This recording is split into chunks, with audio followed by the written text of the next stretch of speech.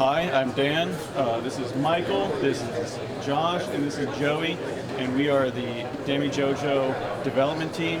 We are making a game called Miasmal for PC. It is a Unity game, and it's a horde survival roguelike game. So in our game, you play as a character investigating a city under siege. What you have to do is you have to explore the city, move around, and survive the waves of enemies that attack you. As you do this, you'll level up, you'll get new weapons, and as you get new weapons, they'll get better abilities, and then you can upgrade and merge weapons so that you can improve your build and try to survive as long as you can.